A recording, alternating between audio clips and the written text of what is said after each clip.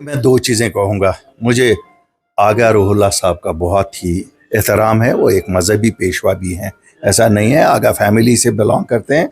और मेरा मानना है कि उनके असलाफ ने दीन की खिदमत में काफ़ी काम किया है। लेकिन मुझे सच बोलने के लिए आगा साहब की सर्टिफिकेट की ज़रूरत नहीं है। मैं आज वाज़िया करना चाहता हूँ, सच के लिए किसी की सर्टिफिकेट की ज़रूरत नहीं।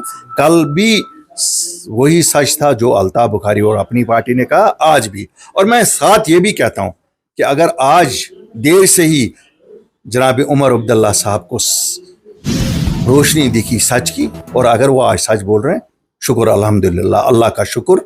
क्योंकि हम मुसलमान हैं, हम में यह है कि आखिरी सांस पे भी अल्लाह कहता है कि अगर आप सच की राह पे चलोगे, मैं आपको पिछले गुनाह माफ़ करूँगा। मैं दुआ गो हूँ कि वो यही सच्चाई पे बाकी लीडरों को भी चलाए। और आगा साहब को कहता हूँ, आप तो मजहबी पेशवा हो, आप तो इस सच पे चलो ना। आप क्यों अभी भी लोगों को ये दिखा रहे हैं कि मैं कोई रिजर्वेशन पॉलिसी ला कर लाऊंगा, मैं कोई आपको 370 लाऊंगा? ना आप 370 ला सकते हैं, ना नेशनल कॉन्फ्रेंस ला सकती है, ना पीडीपी ला सकती है, कोई नहीं ला सकता। उसे अगर दे सकता था कोई हिंदुस्तान की पार्लियामेंट जिसके आप मेंबर हैं, और मुझे पुख्ता यकीन है आप भी नहीं ला सकोगे वहाँ से। बल्कि मैं 100% दावा से कह सकता हूँ कि आपकी आवाज़ उस शोरगुल में सुनाई भी नहीं देगी। यहाँ आप चैनलों पे शोरगुल कर सकते हो, लेकिन वहाँ पार्लियामेंट में आपकी आवाज़ न सुनाई देगी। क्योंकि 547 मेंबर में आप एक अकेले मेंबर होंगे या दो मेंबर होंगे, वो भी उनको भी मालूम है कि ये इसकी मजबूरी है, ये इसकी ज़रूरत नहीं है। नंबर एक। नंबर दो, कहाँ, किससे, कैसे दे दोगे आप? क्या करेगी, कहाँ, कब, क्या आप लोग करोगे? आप 6 महीने, आप इन बच्चों को कह रहे हो कि 6 महीने, क्या करेगी वो स्टैंडिंग कमेटी? तो 8 महीने 8 महीने हो गए, 10 महीने हो गए, क्या करेंगे? आप भी सच बोलो, लोगों को बोलो जनाब बात सच है, हमें मरकजी सरकार के शाना बशाना काम करना है।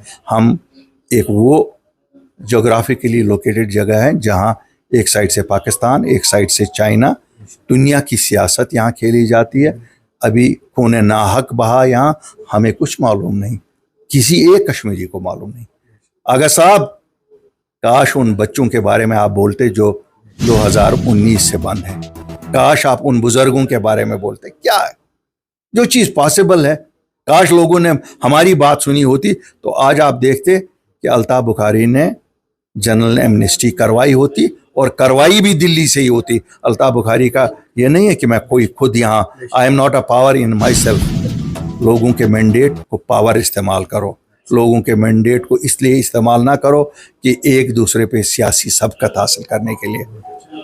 मैं आपको कहता हूँ, मैं आप सब लीडरों को कहता हूँ, पावर हम लिख के दे देंगे, आप ही रखो, लेकिन आप सच बोलो, कसम खाओ सच बोलने की। क्यों? सच बोलने से ही हमारा कौम तरक्की करेगा। ये ज्वाइनिंग अक्सर ये ज़्यादातर जितने भी थे, ये वेज बिहाड़ा कॉन्स्टिट्यूंसीज थे, और ये उसी सिलसिले की एक अगली कड़ी है जो हम ज़मीनी सतह पे अपनी जमात को फिर मुतहरिक कर रहे हैं। इंशाल्लाह आप देख रहे होंगे कि पिछले कुछ दिनों से ये लगातार चल रहा है, ज्वाइनिंग डिफरेंट कॉन्स्टिट्यूंसीज से हो रही है, और हमें उम्मीद है कि हम लोगों तक फिर एक बार पहुंचेंगे और लोगों के मसाइल जो जूं के तूं रहे हैं, जो 2019 से पेंडिंग ही है।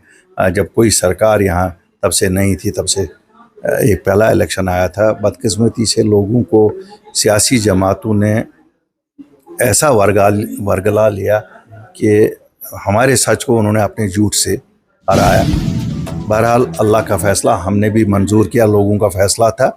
लेकिन आज 8 महीने बाद लोग खुद महसूस कर रहे हैं कि उन्हें धोखा दिया गया। हमें तो मालूम थी उस वक़्त भी कि ये धोखा है, लेकिन शायद वो सियासी कायदीन इतने माहिर हैं लोगों को वर्गलाने में कि हमारा सच कहीं काम ना आया। और रैशनलाइजेशन ऑफ रिजर्वेशन पॉलिसी को लेकर अब 6-7 महीने हो चुके हैं, स्टूडेंट्स काफ़ी ज़्यादा परेशान है, कोई कम्युनिकेशन नहीं हो मैं रही है आपको बताऊंगा साहब, देखिए, मुझे रैशनलाइजेशन की बात कभी समझ नहीं, इसमें क्या है। You have, reservation should be based on economic criteria, it should not be based on. सब यहाँ हम कहते हैं नहीं साहब, जो उड़ी में रहता है पुंछ में रहता है, राजौरी में रहता है, इसको रिजर्वेशन दे दो, तो श्रीनगर वाला कहाँ जाएगा जो इकोनॉमिकली गरीब है? जम्मू वाला कहाँ जाएगा? बारामूला वाला कहाँ जाएगा? अनंतनाग कटरा वाला कहाँ जाएगा? तो क्या ये खाली स्पेसिफिक एरिया स्पेसिफिक? फिर एरिया स्पेसिफिक कर दो, सबको हम कहेंगे निकल जाओ श्रीनगर, बारामूला, यहाँ से निकल जाओ और उन एरियाज में जाओ जहाँ reservation should be based on economic criteria. हम इसके खिलाफ नहीं है कि एससी कैटेगरी या एसटी कैटेगरी को ना दी जाए, उनको भी बिल्कुल दी जाए, लेकिन उनमें से भी इकोनॉमिक क्राइटेरिया देखा जाए। और बाकी लोग जो है उनको, शहरी श्रीनगर का हाल देखिए, सोपोर का हाल देखिए, अनंतनाग का हाल देखिए, आप जम्मू का हाल देखिए। तो ये वोटों की सियासत कब तक चलेगी? वोटों के लिए रिजर्वेशन इसलिए होनी चाहिए ताकि जो लोग बिल्कुल उस सतह से नीचे हैं, जिनके घर नहीं चल रहे हैं लेकिन पढ़ाई करते हैं, उनको रिजर्वेशन देनी चाहिए। जहां एक मुलाजिम ऑलरेडी है वहां दूसरा क्यों रिजर्वेशन से आ जाए? मुझे बताइए, क्या ये सही नहीं है कि एक ही घर के 10 लोगों को हम रिजर्वेशन के जरिए सरकारी मुलाजमतें देते हैं? मैं सरकार से कहता हूं they should look at it. ये डर रहे हैं सब सच बोलने से, इनको लगता है वोट नहीं मिलेगा। शायद अगर बोलेंगे शायद एसटी वाला नाराज हो जाएगा, चाहे वो मेरा गुजर भाई हो या बकरवाल भाई हो या मेरा पहाड़ी भाई हो। अगर एससी वाला वो शायद अगर उसको रिजर्वेशन, भाई साहब रिजर्वेशन एक बार, एक घर को 10-10 बार आप दे दोगे तो फिर तो ये मरेंगे आम लोग। 70% लोगों को आप देते हो। आप अभी आपने देखा नायब तहसीलदार, क्या नाइंसाफी है। फिर ये लोग बंदूक नहीं उठाएंगे तो क्या करेंगे?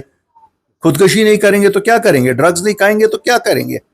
बदकिस्मती है, यहाँ की सियासत इन्हीं रिजर्वेशंस पे चलती है, यहाँ की हुकूमतें इन्हीं रिजर्वेशंस की वजह से। इसलिए फिर रिजर्वेशन करो ना, हुकूमत भी रिजर्वेशन, इसमें भी रिजर्वेशन करो कि नहीं साहब ये रिजर्व हमने कर दी है 2 खानदानों के लिए। फिर क्यों वहां पर क्यों नहीं करते हो? वहां पर भी कर दो कि ये रिजर्व है हुकूमत उन्हीं के लिए। और सर जब तक कास्ट सेंसस नहीं होगा तब तक तो बहुत वेग है गवर्नमेंट का कहना कि हम लोग रिजर्वेशन। मैं कहता हूं साहब कास्ट सेंसस भी सही, मैं कहता हूं इकोनॉमिक क्राइटेरिया लगाओ। करेक्ट भाई साहब कोई या मैं जम्मू और श्रीनगर की बात मैं करूंगा, ये बेचारे कहाँ जाएंगे? इनको क्या, इनको फुटपाथ पे ही सबको बिठाना है, इनको रेडियां ही सबको चलानी है। पोस्ट ग्रेजुएशन करके हम श्रीनगर वाले को तुम्हें रेडी दे दी है ना, बैठो चुप करो, 10,000 रुपया फिर हम कहते हैं ये प्राइम मिनिस्टर की तरफ से तुम्हें इसकी बना मिल रहा है, कोई तुझे सिक्योरिटी। क्या मजाक कर रहे हो? और सर कुछ